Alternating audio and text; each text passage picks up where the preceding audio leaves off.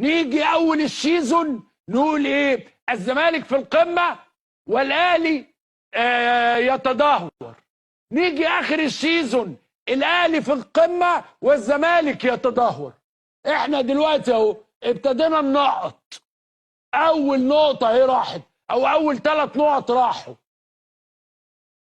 يا جدعان ده النادي ده بيصارع الاهلي في البقاء. ايه اللي حصل ده؟ يعني انا دخلت البرنامج، يعني لازم اقعد قدام الماتش، لازم اقعد اتابع للاخر. باقي لسه 5 دقايق وكل املنا الكبير قوي ان احنا نتعادل. كل سنه كده، يعني كل سنه الاهلي يسيب لنا شويه كده فنقول ايه؟ درجت درجت درجت درجت.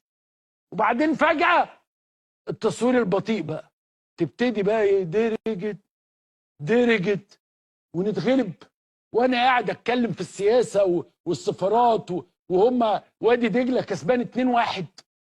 قلبي يقطر دما منكم لله.